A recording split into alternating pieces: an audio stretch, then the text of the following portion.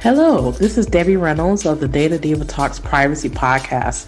Today, my special guest is Dawid Jacobs from South Africa, who's the CEO of Diverse Authentication Library, or DAL-Global, which is a global identity protection and authentication systems where they link single existing real-world human beings with forensic proof to their single digital twin in the cyber world. Dawid has over 30 years of experience in the digital identity and biometrics space in terms of technology. Also, this particular podcast was recorded a few weeks before the US election, and we touch upon in this podcast identity as it relates to voting, which is still a big issue as there are recounts going on right now in the U.S. still for the U.S. presidential election. So join me in welcoming Dawid Jacobs. Hello, Debbie. Thanks a lot, eh?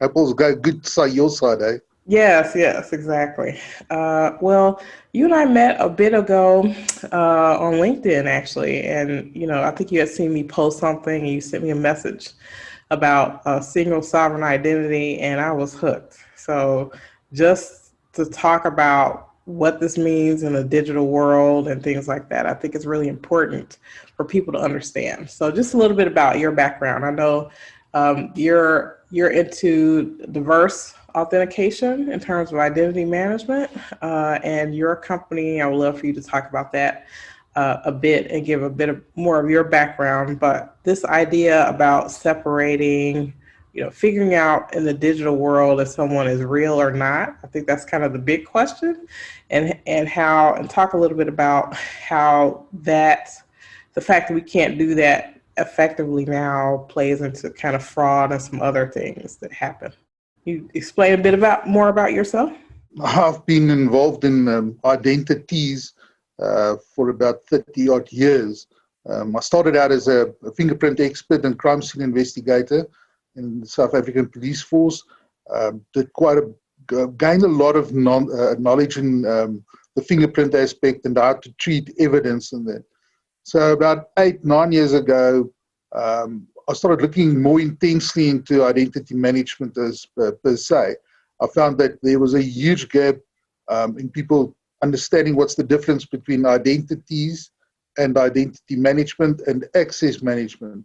So I looked into it and started to put stuff together, different platforms, different software, different hardware, to at the end of the day have the solution that we are only now, we brought to market about a year ago, the identity key solution. It falls under our company, Diverse Authentication Library, DAL for short. We actually opened up our USA dealership, DAL USA, about 2 months ago. And about a week and a half ago, we opened DAL-Global Incorporated in the US. So we're trading out of Maryland, from where we obviously will start talking to all the clients, potential clients. We do a diverse kind of biometrics and identity of the person. So we physically link the single existing real-world human being to their single digital twin in the cyber world. The importance of that is that you've got to have a real reflection of who you are in the real world and who you identify with in the cyber world. So we created a lot of stuff inside our solution, and therefore the diverse. So we fall on forensics. Basically, we treat every identity as evidence of that single existing real world human being. And it's on a very high level. So we don't just take a photo of a person and say that's who they are, or we don't trust, most probably, if you can put it this way, any government, or we're not biased towards a government with their identity systems, because there could be a lot of fraudulent identities on there. So in the diverse world that we're working with, it's fingerprint score, iris, and then facial, just for quicker verification. Our system is the closest that you'll get to DNA, although we can also add DNA to our biometrics. So that's in short what we do. And it's quite unique what we've created. Yeah.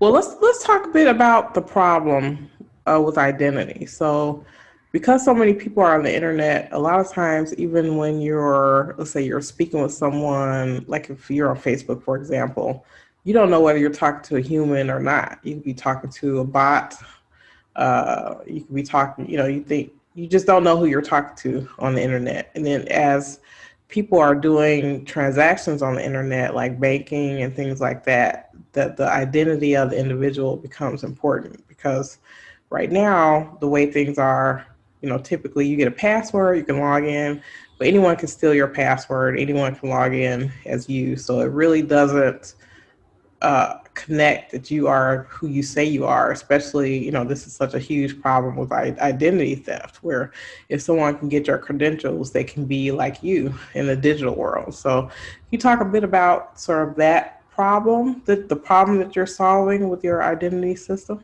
Yeah, to firstly think about identity theft or identity fraud. Everything about your identity is anywhere in the dark web, wherever you want to look for it, there's people that can find it. The honeypot usually were to have the identity of a person or a mark, and then to defraud them out of their banking system or money for that matter. So the criminal syndicates or the crime syndicates has actually moved on a bit by hacking, and it's more outside, it's harvesting of identities, harvesting of personal identifiers. So you see everywhere, there's a here's 50 million hacks or people that was hacked, there's 20 million, whatever, it's huge amounts of people. So what they do is they combine all the information they have and create a synthetic identity. A synthetic identity doesn't walk, doesn't sleep, doesn't eat or breathe on the planet Earth. So they then create these synthetic identities, and with that, that's where the biggest threat lies, because it's 4 ways that they can use it. The first is obviously the honeypot has moved from the individual to the financial institutions.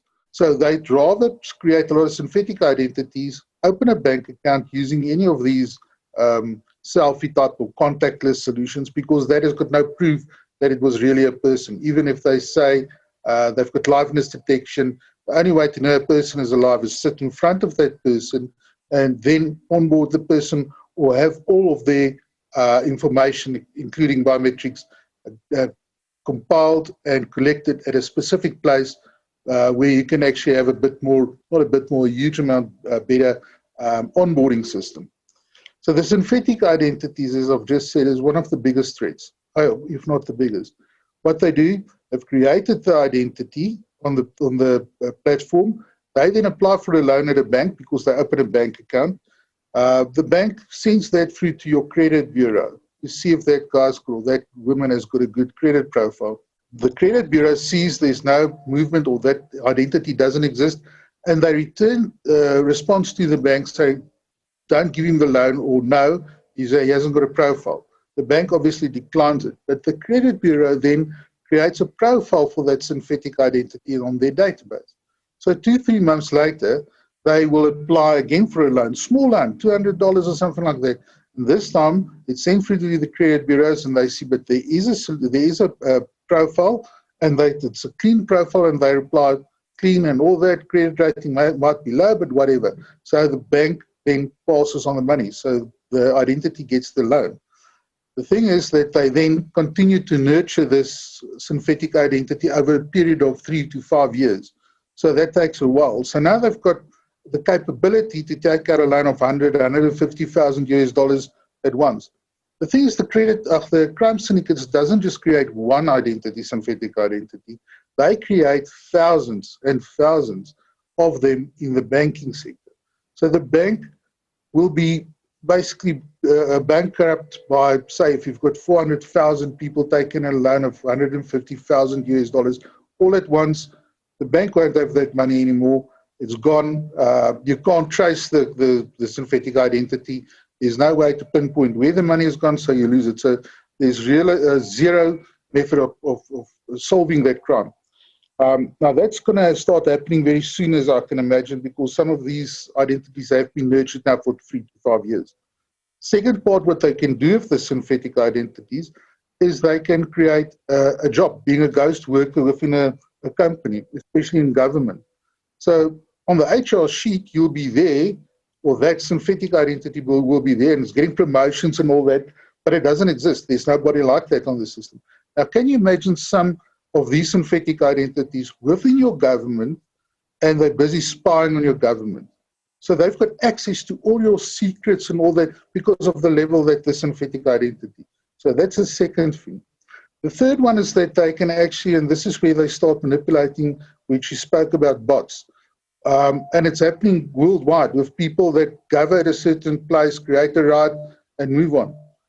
The Twitter and the Facebooks and all that, they're sending these guys the information to gather at a certain place is not somebody that exists. It's people that's using a lot of bots. You get these bot farms with a lot of mobile devices, which is then linked to a identity or another identity on the Twitter account. So that's three of the things that's very important. The fourth one is also, I believe, very critical. Can you imagine you have 5 million synthetic identities, even when you're voting now in November, that's synthetic identities, that's got voting rights, more, even 10 million, that will swing the vote to any side. So that's the four things where I've seen synthetic identities is moving to. So it's very critical to understand that that's some of the biggest things. On identity theft of yourself, where your identity is stolen, they always give you the thing to contact your credit bureau to stop it and all that. It's too late. When you see movement on your credit bureau, there's been movement that's not you, it's too late. Your identity has been compromised. You can't do anything about it.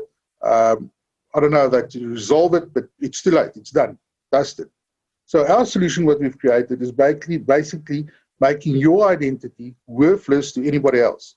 Because as soon as you're living in the Sahara, you won't steal sand because it's worthless. So exactly in this way that we make an identity worthless to somebody else. The way the identity systems work here in the US, there's like a hierarchy of identity. So if you have, let's say a passport or whatever, a passport or a government ID, that's sort of a high level of identity. But all these other systems, they connect together in a way that if you authenticate yourself in one, just by doing it in one, can transfer to others, which is a problem. So just like you're saying, the reason why people can create these synthetic identities is once they get into the system, other systems validate them. They can continue to create more information as if they were a real person. One thing I would love for you to talk about is the difference between sort of identity management in terms of people logging in and then what you're talking about, which is very different. So authentication of an individual is different than kind of typical identity management. So I would love for you to talk about the difference between those two. I think I'll start with the thing that they all call it identity and access management. So you've got identity and access management, which was created many years ago. But it's actually identity management and access management is two very different fields because in the privacy and in the legislative part, when you go to a place, say a bank, and they want to take down your credentials to allow you to go into the bank, that's access management. But when I've got my identity and it's got to be protected in a system, the bank, not for the access control, but taking my identity and storing it securely and protecting it in the environment, that's more identity management. So that's where the two differs from each other. In a specific environment, let's say you're working for a big corporate place, you can go into the company. They do have a bit of identity management for the employee that allows that person to access certain places, but they also protect that identity. So that's where that is a closed environment. But as soon as you leave there, they've got to take you off the system, revoke all your access management rights, as well as they've got to delete your personal information because they are not supposed to hold it or keep it. I would like to refer to two things, and this is important. You've got the GDPR in Europe and South Africa. It's got the POPI as well, so it's protection of personal information. And currently, these are the two legislative type of acts that you get that you've got to comply to. In the US, the closest that I've seen to that is in California and in Illinois regarding biometrics. in the POPI and GDPR, which I believe is very close to each other, you've got the 8 different types of pillars that you've got to comply to. Obviously, one is consent. I can't take a person's identity without consent. Obviously, I can't work with it further than what I am supposed to. So I can't take it into my control. Let's say, for instance, the shopping mall. I can't share it with somebody else. You can't further process that. You can't hand it over to somebody else to do anything with it. Even like these guys that's doing telemarketing or that, they're not allowed to get that. That's already going into the wrong part of the legislation. Also, when that person wants it revoked, you've got to revoke it. So there's a lot of rules regarding that, 8 specific rules, but I haven't seen it in the US as such, and I believe that it's important that, for instance, the GDPR being included into the US to protect persons' identities, and as you know more about privacy, that also falls into the exact frame. Also, and then if you're looking at the 2 different scenarios, when I look at identity management, I believe an identity is sacred to a person. That's the one thing that allows you to be yourself, to present yourself, and to prove who you are. The problem is that there's a huge amount of misconception about an identity, that an identity is just a digital thing. You can create a digital thing of somebody. It's not true. You can't just extract a lot of information from different platforms and then say, this is the identity. Because that information could be false or fraudulently, depends on how you see it, and that's where crime syndicates come into play. So identity management for us is linking the single existing real-world human being, that's you and me, to your single digital twin in the cyber world with forensic proof. So you've got to have those 2 identities. It's a real-world human being and a digital identity in the cyber world. You can't have 40,000 different digital identities, because then you're going to start allowing the crime syndicates to do what they want. And that's the problem. Also, I think that one of the biggest problems that people are accepting as standard, and because of the COVID, is the selfie-driven and contactless solutions. The problem with that is that you can't prove that that person was registered at that place at a certain time. So what we've created on our side is we use forensic protocol. And inside forensic protocol is a very important thing, and it's called the low-card principle. Now, what the low-card principle says is that if you touch something, you remove some of that surface, let's say dust, and you leave something behind, your fingerprints.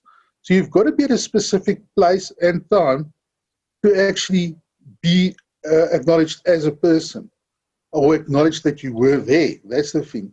Now, a photo, nor a touchless or contactless thing has got none of that low-card principle. That's why we say the important part is to have your fingerprints as core, iris second, and then obviously facial for quicker verification. But from there, you can go into the contactless area using your iris, not your face, your iris. Just going onto the face quickly, we've spoken to law enforcement guys.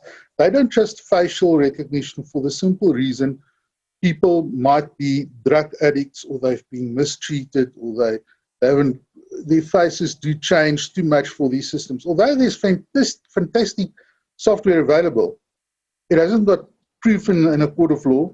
And that's the reason I think that, I know that why we're working on a forensic level of your identity. So we treat your identity as evidence.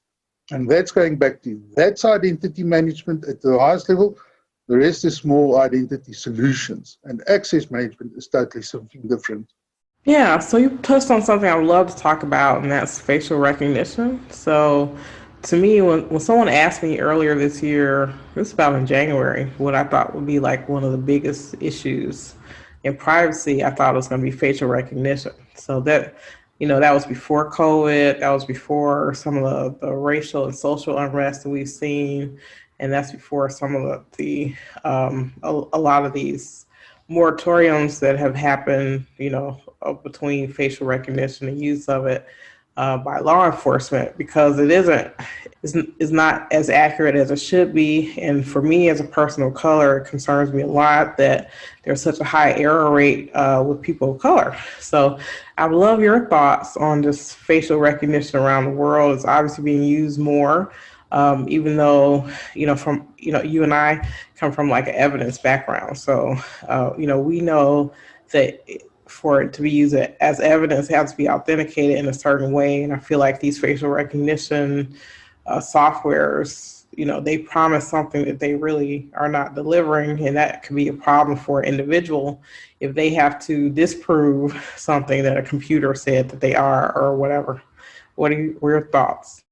For me, facial recognition, and you just spoke about the very important part with the bias, it's the way that it was written, who wrote it, because and everybody's going on about AI and that.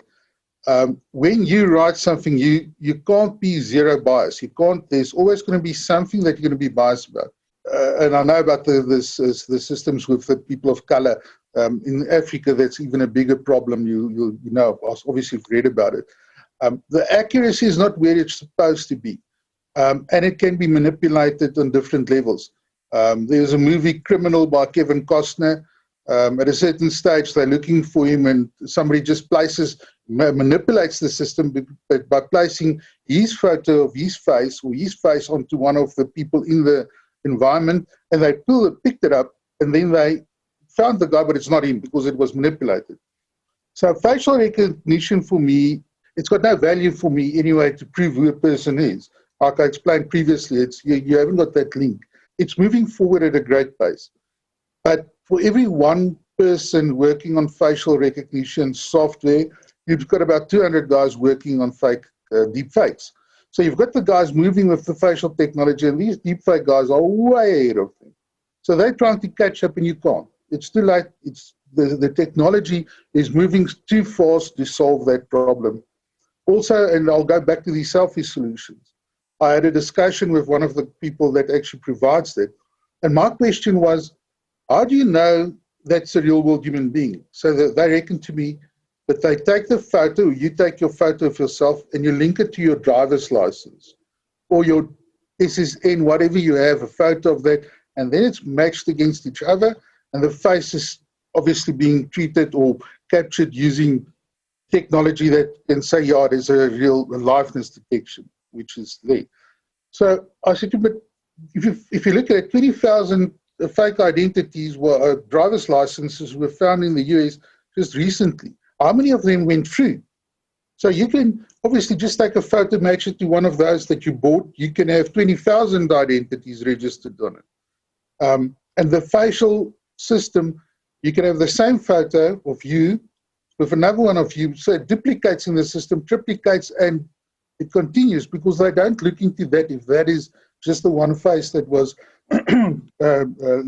onboarded. And that's the difference between fingerprints and facial. Fingerprints, and you can only have one set of fingerprints. Nobody else on the world has that, on the planet Earth. And that's just a fact for me personally. I've been working with it for a very long time. So bottom line, facial recognition, no, not for me. I'll use it for a quick verification if this is the person. Yeah, and I'm glad you brought up deep fakes. I was talking to someone about this yesterday, where it's so far ahead and the law is so far behind because they don't really know how to treat it. Like, is it a criminal issue? Is it a copyright issue? Is it a libel issue? Is it all of the above? Like, do you own your image? Does the photographer own your image? How much harm or how much damage? Some courts, they actually have to see some harm of the person, not just like emotional distress or whatever. So I think it's really a big issue. But one thing that you talked about that I would love to talk about, and this is about privacy legislation, where someone wants data about them removed or something. So a lot of companies, they try to create their own identity systems in some way so that they can authenticate the person is who they say that they are before they give them information. And from what I'm seeing, is all over the map. So there isn't any, one way that people are doing this. So you gave an example where they have someone take a selfie of themselves with their ID as an example. The reason why this is important is because if the company were to give information over to someone who isn't who they say that they are, that would be considered like a breach, right? You know, a data breach for some type of a mistake that they made. And I feel like this is a very immature market, you know, around the world. And I think just companies are doing the best that they can to try to authenticate people, you know, but there's obviously a high risk in that. So I would love your thoughts on that.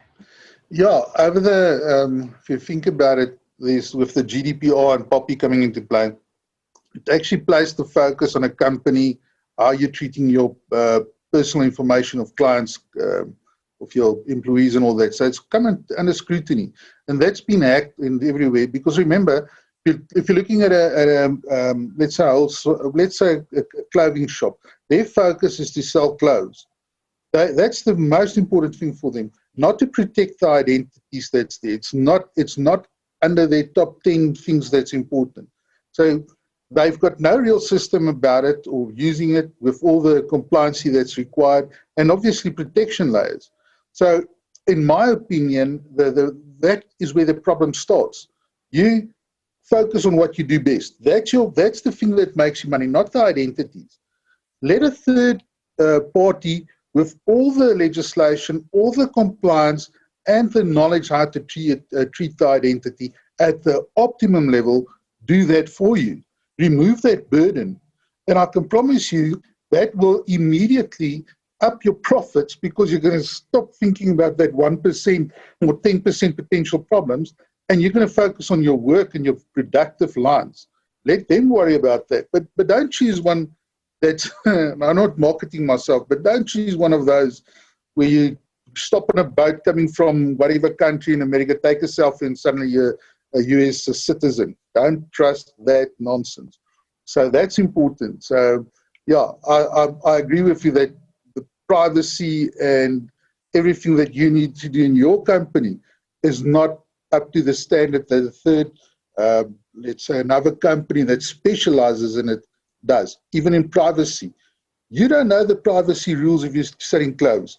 You've got professionals like Debbie that knows what it is, that's researched it. Utilize her optimally and your company will benefit. Absolutely. That's so true. I think that's true for many different businesses that are dealing with this thing. I would love for you to explain self-sovereign identity or digital twins. These are terms that get thrown out and sometimes people don't fully understand it. You are, to me, you know, if someone asks me about that, I always say, you have to talk to Dawid. Like he's the best in the world that I know in this area. So I would love for you to explain what those two terms are. Okay, so if you're looking at the digital twin, as I explained earlier, you can only have one digital twin for the single existing real world human being. Because as soon as you've got more of those digitals, it means there's some flaw in the system. There's duplication, one, and there's potential for synthetic identities, which I mentioned earlier. So in the self-sovereign identity that everybody is trying to go into the blockchain and all that, I'm not as clued up as the guys who manage or makes these or creates these platforms, but I can see where it's going. Now, one of the biggest problems with that is obviously duplication and the synthetic identities. The concept of self-sovereign identity means you own your identity and you own everything that's linked to it. Say, for instance, your monthly payments to your house, your water and all that type of things that you have in the US and every other country, your car loan and all that, it's under your ownership and you can provide it to somebody else. Now, on that self-sovereign identity, I think one of the biggest things that needs to be discussed again is the credit bureaus, because they are currently having your identity in their protection management area, and they collecting information towards that identity, which could be true or false. I don't know what's the exact amount or quantities of true or false. And if it is actually related to you, not even false, it's totally somebody else. So the credit bureau sells these information or this information to institutions. One thing there, that you provide them with physical consent to, one, collect your information, and two, to sell it. On self-sovereign identity platforms, you own that information, and it can be traced to where the core information was created, and it is certified as being the right information. So, for instance, if you need to look at something about your bank loan, you provide your identity, and you can provide the bank loan account to them, to a person or to an institution, and they pay for it, pay you for it. You don't have the credit bureaus involved in that. And I think that's where, if you do the self-sovereign identity correct, where you then have one self-sovereign identity for one human being on earth, it will work. It will work very good. And then everything that you've done or bought or whatever, however it works, is linked to your identity and can present it as you. Problem with this self-sovereign identity, how many synthetic identities, fake identities, and duplications will be on their platforms? Right. And I think that's a huge problem that we have here, especially these, the credit bureaus.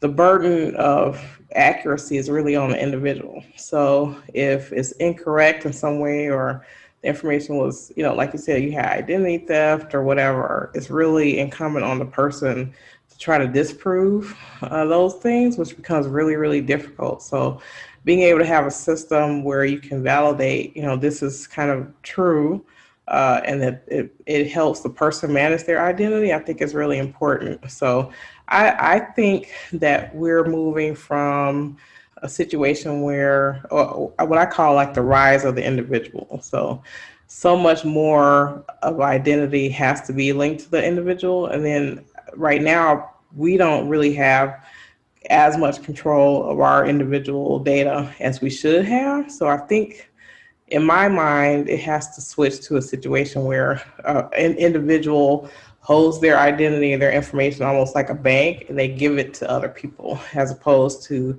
having companies create identities for them that they're trying to validate. What are your thoughts about that? I agree with every word you said there, because that is actually where you want to go with self-sovereign identity.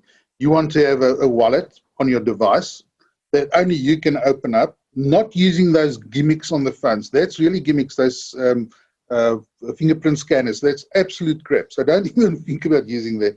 So you've got to have your self-sovereign identity and all your, let's put it this way, self-sovereign information. This is your bank accounts and all that in that wallet. And you must be able, and this is, a lot of the platforms is already ready for this. It's the perfect solution. But going back now, I'm just going to talk about COVID and this. There's a lot of companies that saying we do self-sovereign identity on the blockchain, one. The other one is they do this trace and tracking with this COVID information, two. And three, they basically then sell that on. So the things that's the problem with this, and it's a mushrooming problem, because everywhere globally you're getting these companies that you can self-register on, take a selfie, link to some or other core document, and then you're on the system. They can't prove if it's you. They've got no privacy regulation on that, and that's a big problem. And another thing that they don't have, they've got no knowledge about what an identity is, what level of importance it is to the individual, because this is the only thing that you, when you're born till when you die, you have. That's nothing. Everything else is just extra. So that is, they don't understand that, and they don't implement it into their systems. And now they're taking that and they're putting it on a self-sovereign identity platform. So now you've got 50,000 different companies all saying, I can give you a self-sovereign identity, and then it's going onto the blockchain. What's the value of that blockchain platform going to be in 5 to 10 years from now if you've got 7 to 8 billion people on Earth, but you've got 40, 50, 60 billion self-sovereign identities? This means that it's fallible. It's not going to work. Before it starts working, it's going to fail. So that's what I'm going back to. You've got to have the single existing real-world human being linked to their single digital twin in the cyber world. And from there, you can generate one self-sovereign identity. And from the self-sovereign identity, you've got to be able to trace back to that one human being. If you can't do that, or the company who's providing you with a service can't do that, don't even go any further with them. Excellent. Well, we're ending our time, but I would like to ask you a final question, and that is if it were up to you in terms of regulation around the world with data privacy, what would be the one thing you would wish that would happen? Oh, yeah, that's a difficult one. Well, I would say that the GDPR and POPI Act should be compliant globally, because I think that is the most important thing, where you give your information to an institution and they have to protect it, and they can only utilize it for this specific thing. They can't sell it. I think if you've got the GDPR and POPI Act compliant, or GDPR for that matter, globally, you're going to at least solve about 80% of the problems. And another thing that's very important, you've got to make sure that synthetic identities is nullified prior to them getting onto your platform. Because if you find one synthetic identity on your system, there could be thousands. And trust me, they are not there to defraud the individual. They're there to defraud the institution, the bank, or whatever. Excellent. That's really great. Well, I'd love for you to tell people how they can get in contact with you. To contact me is easy. You can contact me at David.J at DAL-Global.co.za, but I would rather type it down because there's hyphens and stuff in there. So it's going to be easier to just use our info channel, or they can go to DAL-Global.co.za's homepage, and the info is there. You can complete the forms there. Fantastic. That's wonderful. So, well, thank you so much today. I'm so happy. I only get up really early to put on makeup for people like you. So. Oh, that's awesome.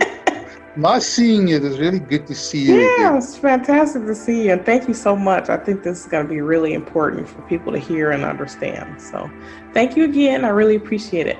Pleasure. I hope it works. Thanks, Debbie. You're welcome.